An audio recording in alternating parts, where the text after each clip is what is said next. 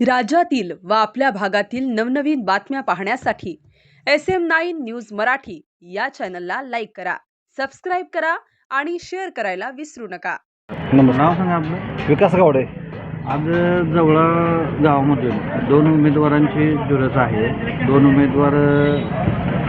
उमेदवार आता अतुल मालक पवार आहेत आणि यशराजे पाटील सावंत पाटील आहेत. तर या दोन्हीपैकी कुणाला जास्त मतदान होईल? आणि आता राहिला प्रश्न यशराजे पाटीलचा. तुम्ही म्हणला ते मला आत्ताच एक 10 मिनिटापूर्वी कळले की यश पाटील रिंगणात माघार घेणार आहे आणि त्या ठिकाणी पियुष साळुंखे पाटलाचा अर्ज राहणार आहे.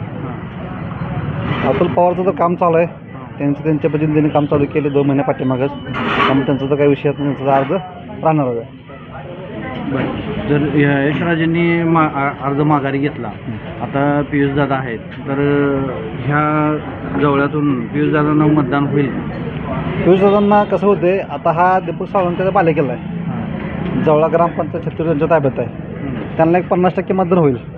पियुष साळुंखेला 50%. हो, 50% होईल. आणि अतुल मालकांना त्यांना 50% होते. दोघांना समान चालतं तिथं. समान. ह्या दोघांना आता समानच तुम्ही म्हणताय. म्हणजे दोघांची काही कामं आहेत, कामं झालेले आहेत. आता अतुल मालकांनी जर कोणाला अडचणी रस्ता पाहिजे तर रस्ता चालू टाकायला, कोणाला पत्राशेड पाहिजे तर मंडळासाठी पत्र चालू टाकायला, कोणाला रोड लाईटची पाहिजे डांब पाहिजे डांब टाका चालू आहे ते, तारावाडा चालू आहे त्या. परत नंतर आता खाली DP टाकले ते, कोणाला पाण्याचं नळाचं कनेक्शन नाही तर बोर मारून चालू केले ते, कामं चालू केले काय अडचण नाही. आणि दीपक आबांनी त्यांच्या ताब्यात ग्रामपंचायत गेली 37 वर्ष आहे. त्यांनी स्वतः आमदार होते. त्यांचे जिल्हा परिषद अध्यक्ष त्यांच्या घरात होतं. पण 36 वर्षात जर गावचा विकास बघितला, विकास त्यांनी काय घंटा पण केला नाही, पण त्यांनी स्वतःच्या घराचा विकास करून घेतला. शासनाच्या जागा लुबाडल्या, शाळेच्या जागा लुबाडल्या, ग्रामपंचायत जागा लुबाडल्या. एखादी इमारत एका उतारावर 10 बिलं काढायची, तिथले पैसे लुबाडून घ्यायचे घरात. फक्त एवढं त्यांनी केलं आहे. ह्या 36 वर्षाच्या राजकारणात तेवढं त्यांनी केलं आहे. म्हणजे तुमचा असा आरोप आहे की त्यांनी जे बी काही कामं केली फक्त ती त्यांच्या स्वतःच्या घरासाठी विकास केला आहे. आज त्यांच्या आईचं त्यांचं जनतेचा विकास त्यांनी काही केला नाही.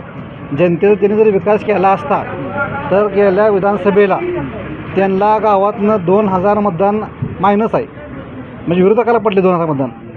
जर त्यांनी जर गावचा विकास केला असता तर गावचा उमेदवार आहे म्हणून गावातनं 80 ते 90% मतदान त्यांना वनी हो पाहिजे. तसं त्यांना मतदान झालेलं नाही. का झालं नाही त्याची कारणं अनेक आहेत. आज तुम्ही कुठल्याही खाली 3 नंबर वार्डात जावा, बरे वस्ती, कर्ण वस्ती असू द्या, इमडी वस्ती असू द्या, शेख वस्ती असू द्या, धमळ वस्ती द्या, एकही रस्ता नाही.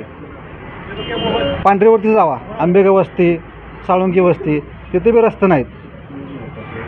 इकडं आमच्या 1 नंबर वार्डात जावा, कोळी वस्ती, साळे वस्ती, तिथं रस्ते नाहीत.